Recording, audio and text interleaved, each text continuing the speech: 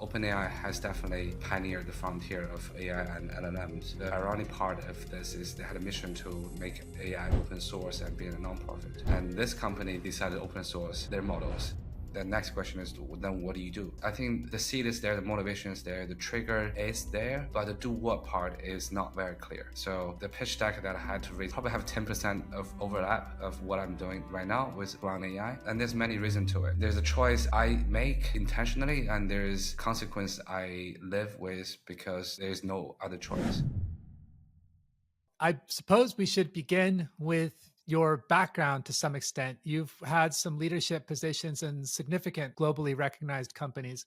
Could you tell our audience a little bit about your corporate career and how you transitioned into entrepreneurship? After school, after uni, I think like any other kid, I was back in New Zealand, a farmland, a land of sheep is more than the population. I felt it wasn't exciting enough. So I think you just want to get into a big corporate and then see what it has to offer. So for me, it was pretty straight up that like many of my classmates were taking a gap year and travel. I was like, no, I need to get into corporate. So I started to work for a local company in New Zealand, and for about 2 years, and then found an opportunity to work for a company called EDS. And it was one of the biggest American IT outsourcing company. And then they being acquired by HP. Then did that for a couple of years. Then I started to realize that I really have to move out of New Zealand to see what the world has to offer. Then I strategically planned annual leave of 7 weeks into Hong Kong and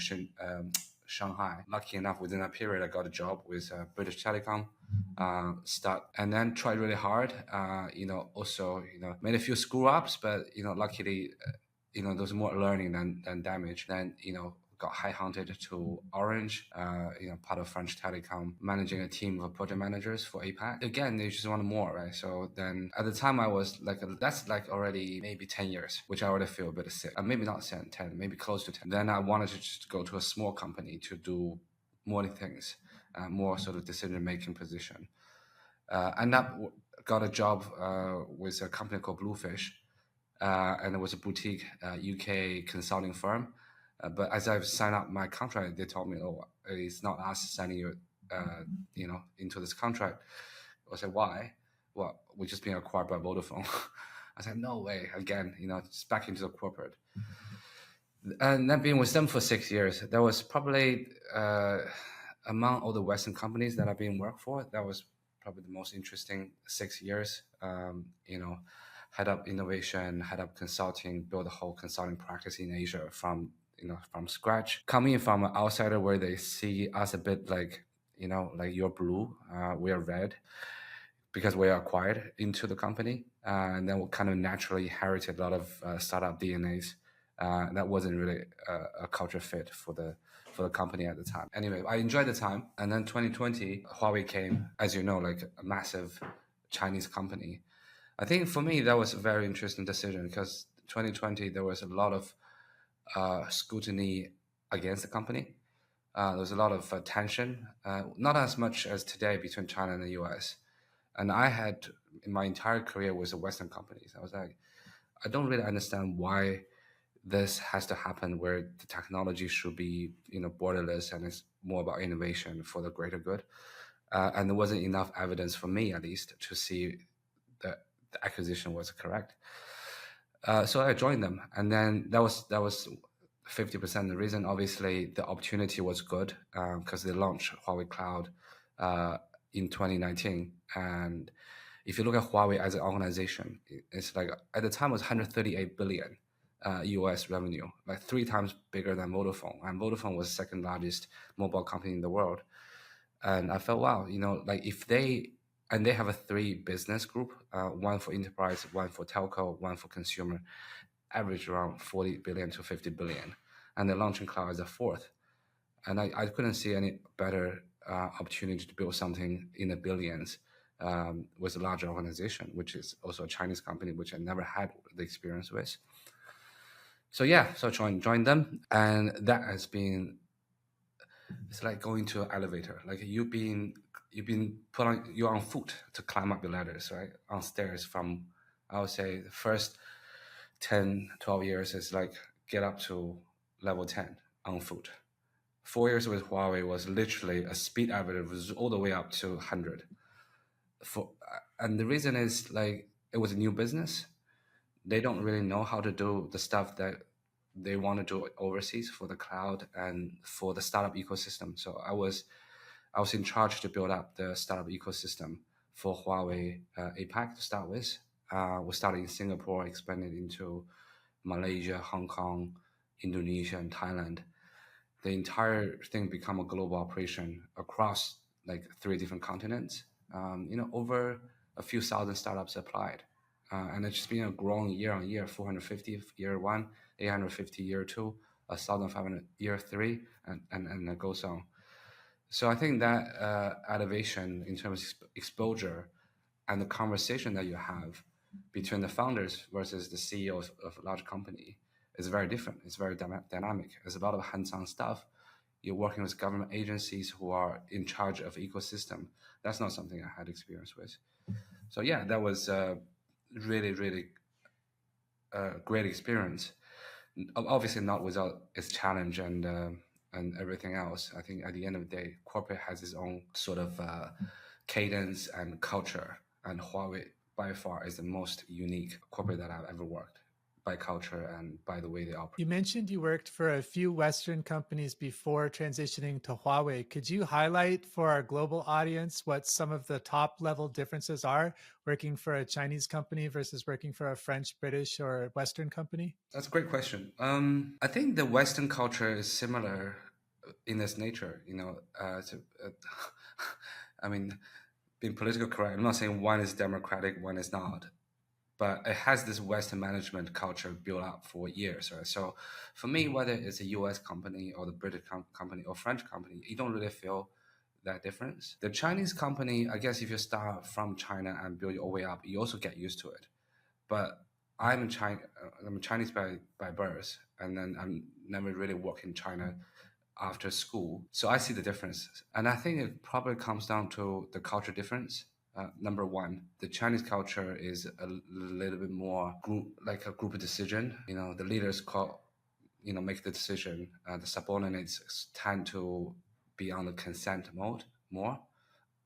That's not entirely true anymore, but it's kind of still being the practice. I think every single organization, I think one thing I don't see difference between the Western company and Chinese company is they all have politics. They just had it in a different, it presented in a different way. I mean, because at the end of the day, people have their agenda, they have their own KPIs. And any large organization is all sort of mix and match KPI, sometimes collaboration, sometimes competition. The way they handle it is very differently. And I think in Huawei it has a culture of they would do whatever it takes to get it done. And then there's certain expectation, like hardship. Hardship meaning like making life sacrifices if you have to for customers' service. But that's not the value that a lot of Western company would be advocating. And that's one example. And then it's so I think there's a lot of trivial things, but I think and also there's difference if you're like a foreigners versus Chinese, you might fail or might be treated differently. Do you think that Huawei was treated fairly? It seems like around 2020, maybe 2021, their kind of global market ambitions seem to be controversial in a political sense, and that maybe there were penalties placed against them that might not have been placed against other companies. And I'm curious, from your perspective, being in Huawei in Asia, what's your perception of the way that things went in 2020, 2021? Honestly, this is my personal opinion. I'm no longer with the company. I don't represent Huawei in any way or form. So this is just me. And I've been with a Western company more than in a China company. So I believe I do have a pretty balanced view. Obviously, there are certain accusations. Huawei, they have evidence, and certain they are more ideology, I believe, or politics. I think as any innovation, I want to talk about one thing, right? So a lot of people talk about China being a copycat, especially when it comes to technology and innovation, which is true to many extent. I was listening to, Travis, ex-CEO of the Uber, or founder of Uber. I know for a fact because a friend of mine was number 3 in Uber China. When they launched Uber in China, it was the first, right? Obviously, within about a few months, it's not the first. There's a local China companies operating in the same space. But they kind of the first international that really got a lot of experience and elevate a lot of user experience from the app perspective. So by far, they're really leading the innovation from how they service the user, service the drivers. And then you always find the competition is like catching up really quickly. I think he mentioned that they have 500 people in in California, like a China land that making all this innovation. They're all Chinese, like so they have to compete locally by the local mindset, although they're in the US. And then what they realize is, these people, the pace they copy is amazing. And what happens after you've been copying somebody for so long, the margin of innovation difference and getting less and less. At some point, this gap is closed, right? And then what happens is they run out of the idea to copy, then they start innovate, and then this gap start getting bigger and bigger. And the same thing happened to Huawei as well. Like, company established in 1987 with 3,000 USD by a guy, although ex-military, but we don't judge people from the background, and start selling telephones. And then he had to make a living, so he started selling more than the telephones, and maybe modems, and then start selling telecom equipment and all that. Yes, you'll copy certain technologies, so as everybody does. Let's not even go into Microsoft and everybody else, but it's not the reason to sort of stop a company. I think that's number one. And number two, I felt the company is changing. They're launching different services. Many, not really like the 5G. They were the innovators, right? And then why publish someone who is pushing the boundary because of certain things that you couldn't all the evidence. So without going into the politics, I just felt it wasn't. Sorry, the question. What was the question again? Well, do you think that it was fair competition that Huawei was facing with, let's say, Western markets? It's very fair to start with because nobody knows the company. Like I said, 3,000 USD, 1987. Now, I think this year there will probably be another because they shrank because they got massive hit from 138 billion US to less than a billion in 3 years' time. I think 2022 was pretty low. All these are public records. And then start come back. I think they now, with the, automobile, smartphone is catching up again. Enterprise is doing well. I think they'll probably come back, if not bigger than before. So it's definitely fair in the sense of they came out as a company like anybody else. They definitely have a certain advantage now because the support of China government. On the flip side, they have everything against them outside of China. So is that fair? I guess it depends on how you look at it. The company doesn't want to be seen as national heroes. They've been put on the podium not by choice, because many times the founder, Mr. Jiang, said, I love the U.S. People like Apple and everybody else. We learn from them. We, in a way, they like worship them. And I think Huawei have spent the first company spent I think it was about $1 billion on IBM, also consulting to build up the whole system, like operational wise, right? And there's a lot of terms that Huawei using is still very much IBM. So yeah, I think it's been fair, from beginning to the end. They definitely struggle overseas, and they're pretty strong in China. Let's see. You brought up the topic of fast copying and how now there's clearly innovation happening beyond merely copying someone else's design. But I think that's an interesting concept that I've had evolving feelings about. Growing up in the US, when I heard from mainstream media or something that Japan or Korea or China or some other highly advanced, let's say, competitor was quote unquote copying, there's like this identity kind of ego bruise that happens where you feel that someone else is getting glory more easily than like you would get glory, which is kind of ironic because you're not actually the one doing the thing, but you identify with the gold medal or the flag or something when it serves you. And as I lived a little bit more and lived in different places a little bit more, I started to look at like humans as in nature as just competition in the jungle. And to an extent, anything is fair if it works. So what is copying? It's basically demonstrating that something works and then forcing you to innovate or accept that you'll be passed, which is essentially the same laws as nature.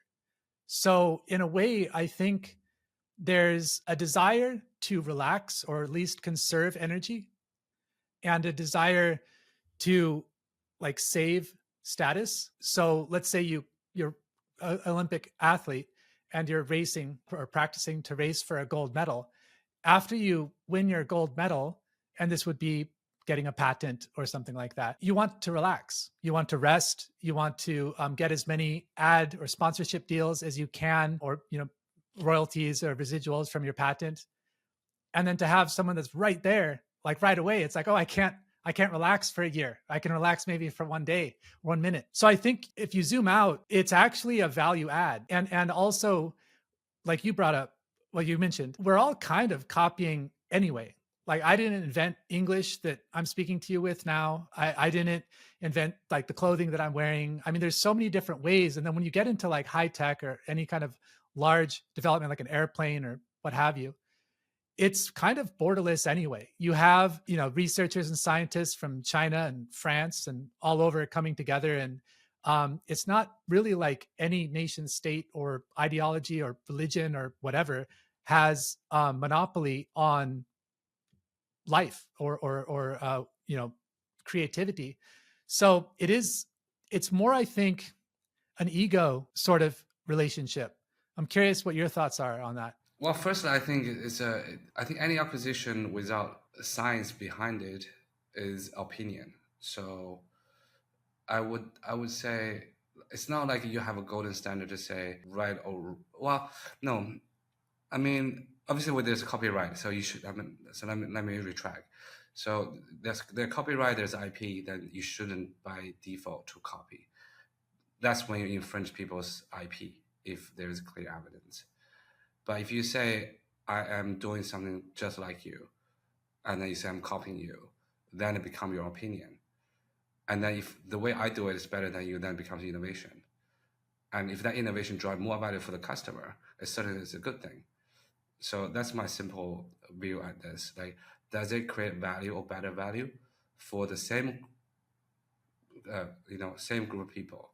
If I'm doing a better job and serving the better people better without infringing your IP, if you have one, then I don't see that's a problem. So I'm curious, with IP, what do you think is the benefit of preserving and defending IP?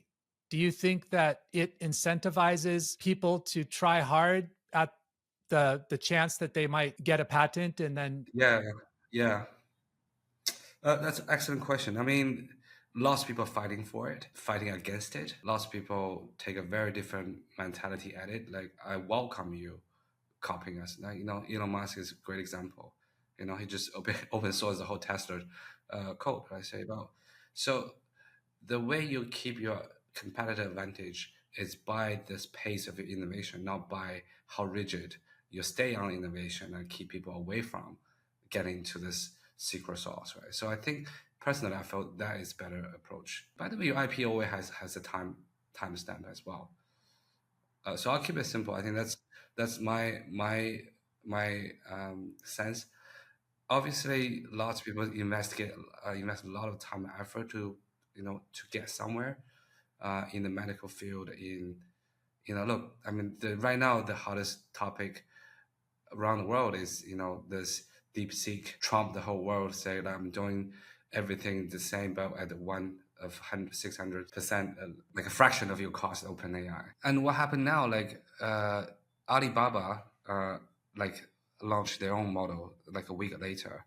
I saw news today that Baidu, like the China version of Google, basically made their chatbot for free. So who is the benefiting from this? All of us will benefiting from this. But Sam has a point, like, and I do concur this. If you travel in darkness, not knowing what's at the other side of darkness, or if there's anything at the other side of darkness, you travel with a lot more caution and fear. You travel slowly. But if you do know across darkness, there's a light. If I just keep on heading this direction, then you go full speed, right? So I think OpenAI has definitely pioneered the frontier of AI and LLMs. We have huge respect. I guess the ironic part of this is they had a mission to make AI open source and being a nonprofit. And now they turn to a profit-driven organization. And this company decided to open source their their models and challenging OpenAI. I just found that it's quite ironic to see what you know. I think it's a win-win for everyone. I think it's going to help OpenAI become a better company. I think both OpenAI and DeepSeek have their legacies set. They're both, I think, going to go down in history as pioneers. DeepSeek's like inference model and the way that they did things, I understand, is brilliant. So, and it's just going to open up the competitions, bring down the costs of compute, and we're all going to be using it more. I'm really excited about the changes that we may see this this decade. It's only a few years left of this decade, but I think it'll be monumental. I think the rest of this decade, it's like 5 years, I think we'll possibly see as much innovation as the entire 20th century in just a few years.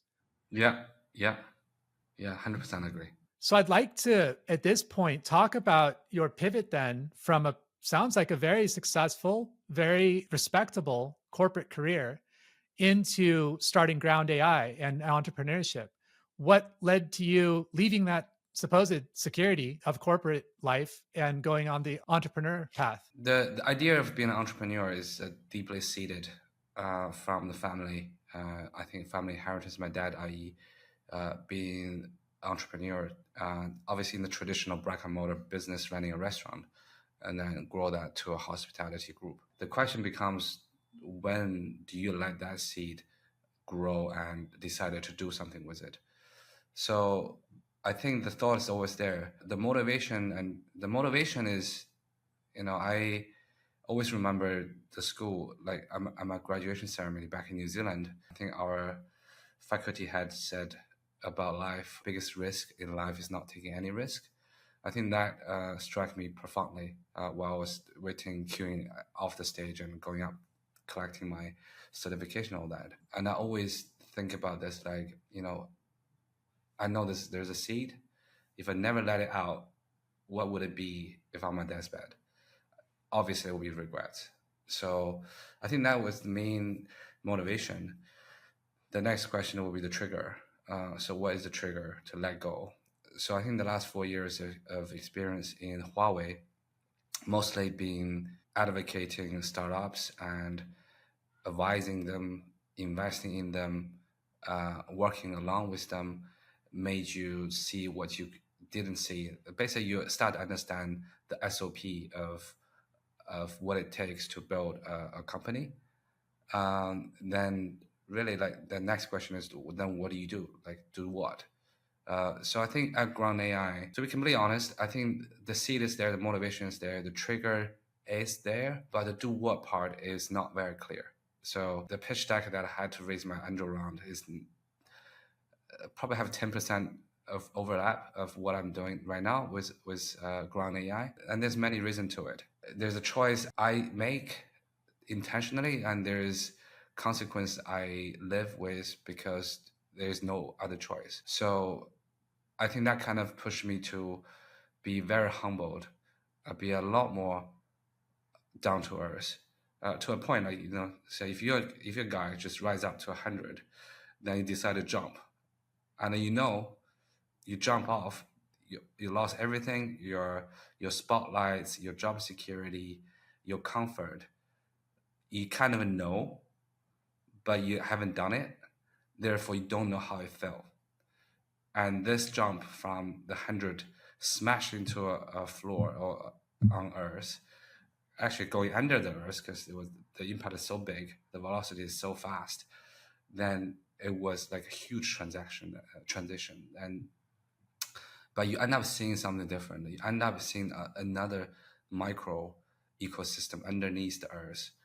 People operate differently, at a different pace and different cost. Then you rise up. Then you see the world. I see the world so different now, because what I have access versus what I can contribute. Number one, I have a lot more less access to the stuff that I used to. Secondly, but I become more solid about the stuff I build because it's all me. I used to think I'm great. Like everybody in a corporate, once they hit the C-level, they think they are pretty amazing.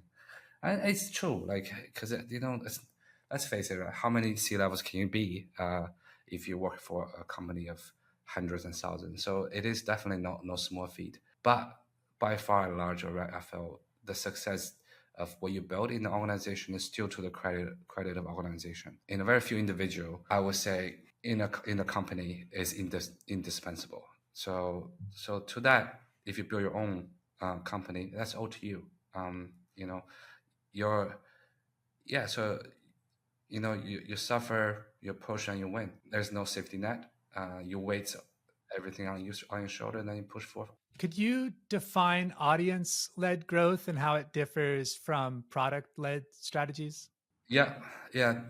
So that's kind of our slogan, audience-led growth. I think that the way I see business grow, traditionally, you're like, especially in a large company who are selling a bigger ticket services or product, it's all very sales-led, meaning that you have a business development manager or sales rep who's selling a product.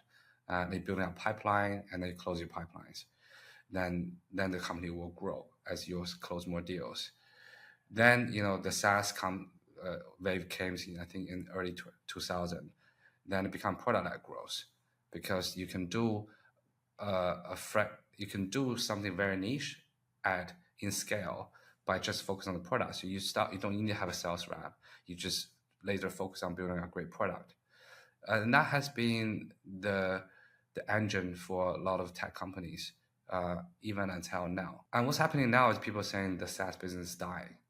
Why? Because there's AI services coming in, or agentic services coming in. And if you look at what's the difference between the software and agentic service, fundamentally I see it is one is software, one is a service. And the difference between software and the service, people have to learn the software. You as a service provider learn me, like you service me.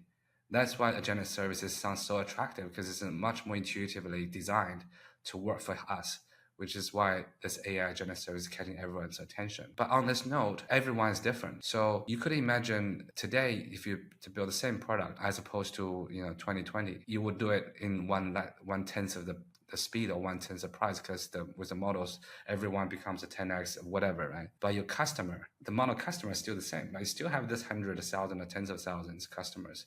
So what happened is your audience is the number one thing right now, and the competition intensifies. So whoever gets the audience is ultimately, I wouldn't say product is not important, but I think it's just it's become a lot more important. So that's what we do at Ground AI. Like we talk about audience-led growth, not to say product is not important, but you need to find a way to find your audience, find their problems, then build a product around it. Most of startups will start with idea, build a product, then find no customer buy them. So I'm flipping this.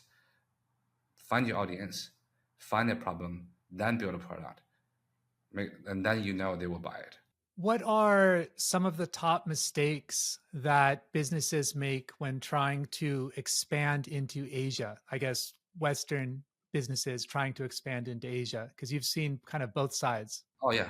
Oh yeah. I'm gonna give you a classic example. Like Vodafone back in, I think it was prior 2000, they bought I think they bought Japan Telecom. I can't remember one of the telco they bought. Then they operate as a Vodafone brand. And the Vodafone brand does not exist in Japan anymore. And you know who acquired them? SoftBank? Yes. So SoftBank was built on the legacy of Vodafone. Can you believe that? This is a company who is founding Stargate, Miss Sun. Like, and why? Because Vodafone at the time thought the way I will make my mobile, the way I will work with my customer is so good in the UK. Everyone else should just copy. When I was in Vodafone, like they say this, we have this Newbury mentality and vision. And so Newbury is this city in the UK and where the Vodafone HQ is. So I think a lot of Western companies coming to Asia have this mentality of this is how I see it. I think I'm entitled to teach you what's right or wrong. I think that probably been traditionally the number one challenge to basically have to localize to find your competitive edge. Um, so I think now for the younger generation, um, especially for the startups or the US or from Europe, Asia as a region, um, it's very interesting. You find people are more easy to work with. They are nice. They're not as it depends on country. Firstly, like Asia is not homogeneous. Like if you look just at Southeast Asia, there's like um, there's like at least 20 different countries, right? And then the top 10 economy together maybe add up to 7 billion people. Um, I, I'm sorry, not 7 billion. I think I'm definitely speaking nonsense. I can't remember the Like exact half number, of but the you global find it. population, though. Yeah. Yeah, Point exactly. It's a taken. a large population, but they speak different language, and the mentality is very different. Like Singapore is a lot more Western, the Asian for dummies for a lot of Westerners. Same as Hong Kong. If you go to Thailand, people are very nice, but not as spoken as them. Indonesia, very, very young crowd, more driven than any other Southeast Asia countries. China, obviously, is becoming a lot more confident, a lot more international. Japan still, as always, closed, very difficult to crack in. But once you're cracked in, you earn the trust, then you can do business for a long time. So for this part of the world, you got to really play that long game. And unfortunately, the entry cost it's not that high, but the ticket to survive and to live on it could be a bit expensive. Depends on how quickly you can adapt. You mentioned the diversity of such a large population and region. Are there any specific cultural do's and don'ts when negotiating deals in Asia? From whose perspective? From the Western perspective, is there anything, since you kind of have understanding of both sides, is there anything that like a Westerner should keep in mind when negotiating deals in the Asian cultural context? Is the negotiation similar or is it different? Well, don't take the word for it. They're smiling at you does not mean they like you or like your product. Not you, but I say the product. Donald Trump said the art of making a deal. There's certainly an art of making deals with Asians, and each country is different. So there's no easy way to explain this concept, and it's more and it depends. Like if you're SLG or PLG or ALG, you were exposed to a different level of negotiation. So I guess your question is probably more towards to the sales-led growth, where you're trying to sell something to your customers. I felt there's no perfect answer to this because each country is different. But I think the main thing will be make sure they felt there's a value that they get from you where they couldn't get somewhere else at a fair price. I think that's really The challenge I have as a Westerner is showing respect without signaling weakness. Because there's some things in Western context that we're taught to be deferential, like opening the doors or smiling to strangers, that sometimes don't translate and I think could be taken in a different way. So I was curious, since you've spent time in like both cultures, broadly speaking, East and West, how do you negotiate like showing respect while still demonstrating strength? Because if you I'll give you an example also when it comes to negotiation in like a street market in Thailand. I was surprised that it can actually be seen as disrespectful to pay the asking price. I'm not saying it's like this everywhere. I just mean in terms of this example, it's actually shows respect. If someone says this is $5, you should say, I'll give you two. And they say, oh, two's cheap, like four. And you're like, four, it's too expensive. Three, like, no. And then you settle on 350 or something. That's like kind of intimate, shows mutual respect. There's like a better kind of dynamic. And that's specific to cultures where there is that negotiation. But if you don't know the cultural kind of details, they might not respect you, and that would make negotiation difficult. And then if you come across as arrogant, then they also don't respect you. Their egos may be upset. And so that also, so for me, it's a delicate balance between, I guess, having confidence and showing respect. Does that make sense? I think that confidence is about being aware, like contextual awareness of, what's their practice versus yours, and I guess work collaboratively to get to that winning prize, which they're willing to pay. Sorry, they're willing to take, and you're willing to pay. Yeah, very much so. Could you walk us through your approach to identifying and securing the right partnerships for growth? So at Ground AI, I work with quite a few partners. Well, I call them partners because they're part of my business value chain. Lots of them are based out of India, a few based out of China. And because you no longer have the podium where like Huawei can just get hundreds and thousands of people come to you, and you can afford to do that. We are now I don't have that anymore. For example, India is a very interesting country. That's one example I can always say. I never really worked deeply with business in India. We now have worked with maybe 4 or 5 companies already in India who are contribute to part of our service and value chain, be service companies and software companies, all that. I found for them, you cannot take whatever they say on the face value out of it, because they all sound fantastic. Maybe they say it for the sake of my ear, or maybe they really get what it takes, but you don't know that until you try.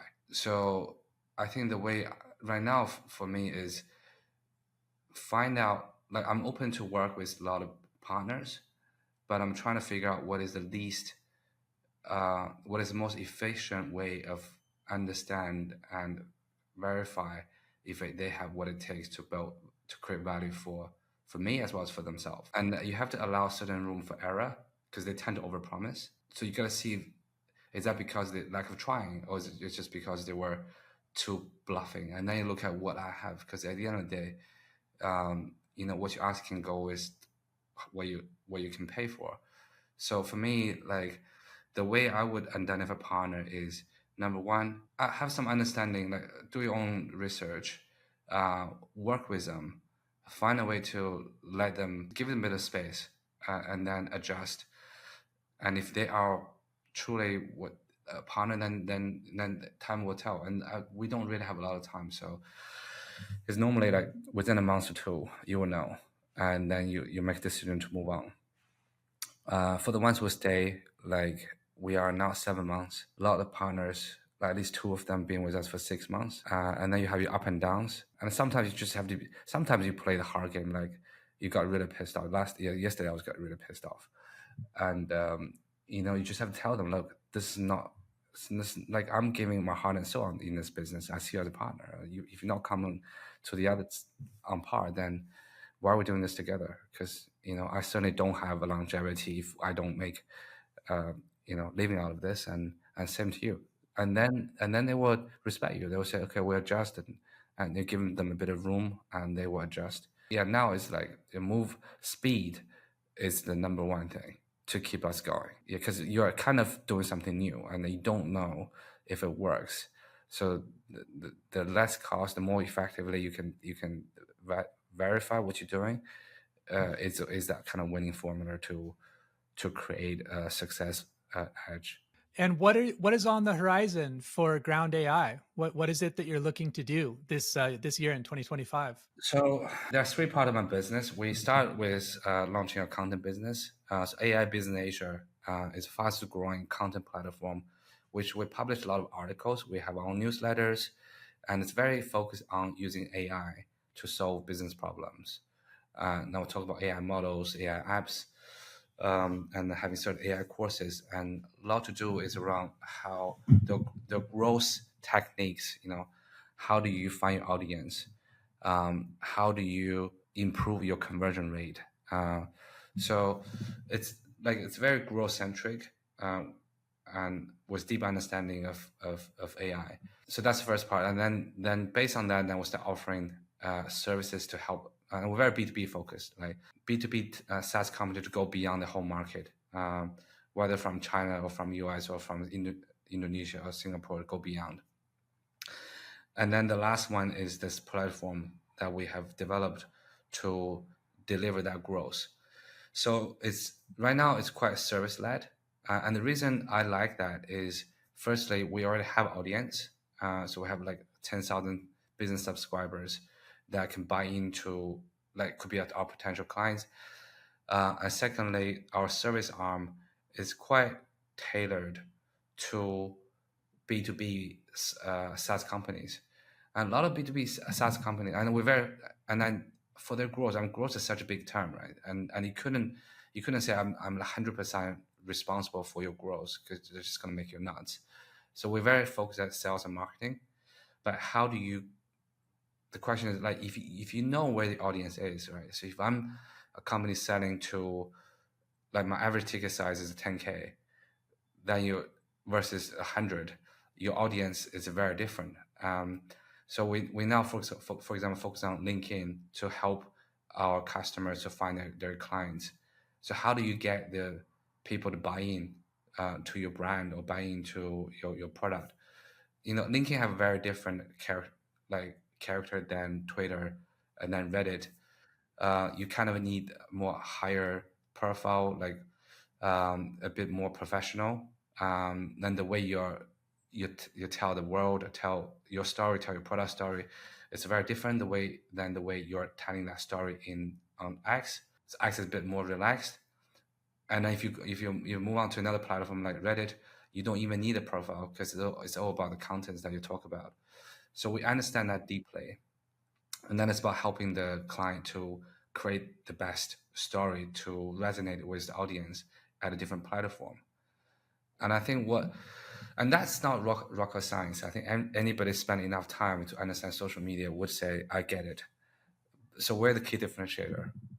I would say the key differentiator is, how do you take that know-how and integrate it into your sales and marketing process?